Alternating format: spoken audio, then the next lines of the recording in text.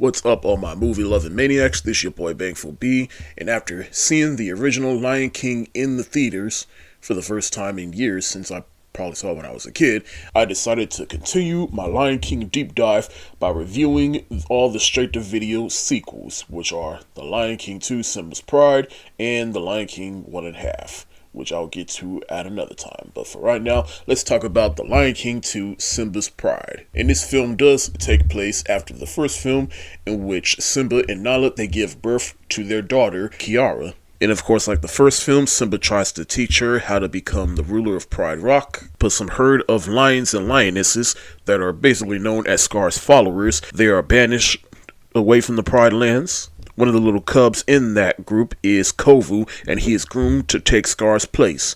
But later Kovu meets Simba's daughter, Kiara, and from childhood to adulthood, they forge a friendship which turns into a romance. Can their relationship bring the lions of the Pride Lands and the banished lions together? Now, of course, me being a huge fan of The Lion King since childhood, I do remember when its sequel came out. In fact, I do have it on VHS still. And when I was a kid, I thought, that was pretty good. I mean, still not as good as the original, but I always felt like it was a nice little companion piece. Unlike The Lion King 1.5. But the argument everybody's always made is that The Lion King is basically Hamlet and Simba's Pride is basically Romeo and Juliet. Just continue on taking inspiration from a Shakespearean story, Lion King? But regardless, I thought this angle was a good angle for this movie though. Though I will say this movie does have some of the same story beats as the original, but there are some deviations though. I also remember watching the previews of this movie on VHS, and they had previews for A Bug's Life, Mulan, Mighty Joe Young, Doug's first movie. Now, of course, the original film opened up with The Circle of Life. This film opens up with He Lives in You, which originated from the Lion King Broadway musical. In fact, it played at the beginning when Scar is teaching Simba about the kings from the past all up in the stars, but they brought it here for the people that haven't gone to the Broadway play yet.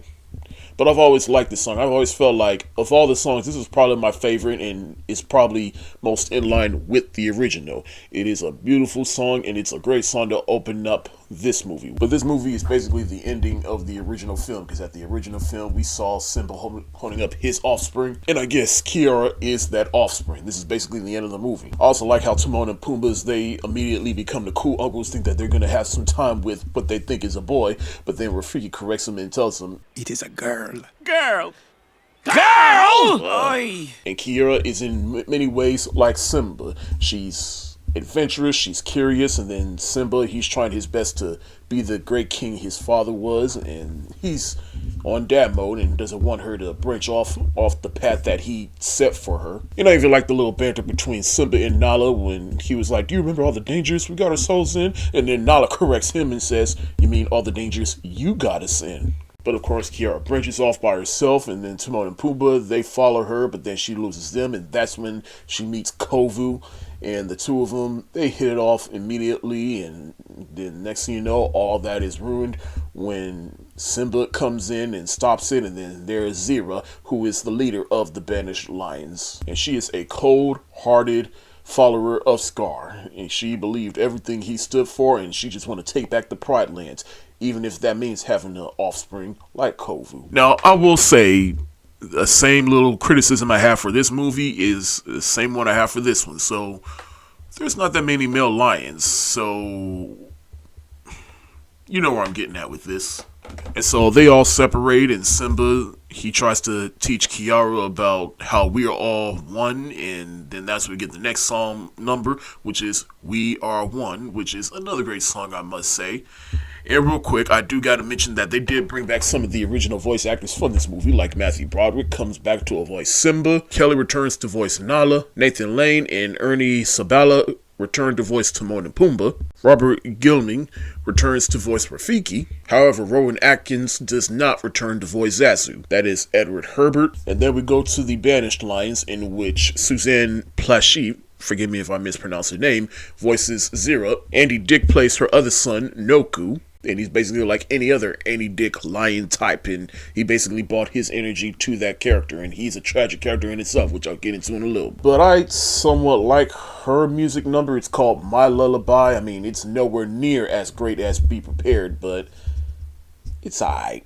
Now Rafiki is sent on a mission from the higher ups, Mufasa. Rafiki is probably like, how are we going to get these two factions together or to cooperate? And then he realizes, oh, Kiara, Kovu, this is the plan. It's like I said, Romeo and Juliet. Now flash forward years later and we get adult Kiara, who is voiced by Neve Campbell, and then adult Kovu, who is voiced by Jason Marsden. And Kovu does have a mission, which is try to basically get in with them until he has Simba alone and kill him. But of course, he spends more time with Nala and learning about the ways of life and how life can be enjoyable. He's basically having the time of his life that he didn't have with Zero in them. And then he starts to change his tune about killing Simba, even to the point where Simba, he doesn't trust Kovu at first, but then he begins to warm up to him and even tells him about Scar and how he doesn't have to follow the path that was chosen for him. But of course, it's all an ambush. Zero, they come in and try to kill Simba, and Simba is not happy with Kovu, but Kovu does help Simba escape, even at the expense of Zuka, who gets killed here. And Zero blames Kovu, and then Kovu runs away. Now, before I get into the one song number that everybody knows, I do like the song Yupendi, which is sung by Rafiki. It's basically the quote-unquote love song, or Kiss the Girl song from The Little Mermaid. But I've always liked the vibe of that song. I just get a little happy every time I hear that song. But back to here, so Kovu tries to please that he's innocent with the Pride Lands, but then Simba exiles him, and then we get that one number that everybody knows. Deception, disgrace. The song is called He Is Not One of Us, and everybody knows that song. Just that deception, disgrace. That note right there, everybody knows that note. But what I like about that song is what comes after that. It is after Kovu, he gets banished, and then Kiara, he tries to confront Simba, and then he basically ends with, I know he's following Scar's paw prints, and I must follow mine. And then that's when Kiara gives him the ultimate blow, which is, you will never be Mufasa. That must have hurt Simba's soul right there. After everything he'd been through, Kiara escapes and she is reunited with Kovu, and then that's when the message of the movie basically dawns on her, like, oh, we are one. What makes them so different? And so all-out war begins between the Pride Lands and the Banished Lions, and this is definitely the climax of the movie. It's all raining, and then luckily, through their love, Kovu and Kiara, they come in and stop everything and remind Simba, like, hey, you told me we are one, so yeah. And that's when Simba, he basically backs down and basically tries to defuse the situation. But Zira, she's also a tragic character in itself because she just won't let it go. She is a true follower of Scar, and she will do anything to please him. And it all backfires on her, and Kiara tries to help her, but she ultimately chooses death. And now we're at the end of the movie where Simba, he finally accepts everybody, and then that's when Simba, he's by the side of Nala, Kovu, who's by the side of Kiara. They do their ultimate war amongst all the animals in the Pride Lands. And then I don't know, this ending kind of hit me a lot different as an adult, because Simba, he looks up at the sky, and then Mufasa's looking down on him, and we can hear Mufasa, voiced once again by James Earl Jones, saying, "Well done, my son." And Simba just stands there proud. And that's The Lion King 2, Simba's Pride. Now, like I said, this movie ain't perfect, but it's definitely one of the better straight-to-video sequels. This movie came out at a time where Disney was just pumping out straight-to-video sequels for their more successful movies. I'm definitely glad that trend has ended, because while there were some that were good, but there were more that were just not good. It's definitely a step down in the animation, but it looks better than a lot of the straight-to-video sequels, like I said. But ultimately, what makes this movie stand out amongst all the other straight-to-video sequels is that it's a nice companion piece to The Lion King. It's a nice extension. Like, you don't necessarily have to watch this movie after watching the original, but you won't walk away from The Lion King 2, Simba's Pride disappointed, is what I'm saying. The voice acting here is definitely on par, and the music is, or at least almost on par with the music of the original. It's definitely enjoyable. I'm gonna give The Lion King 2, Simba's Pride, the heart eyes emoji. And thank y'all so much for watching. Have y'all seen The Lion King 2, Simba's Pride?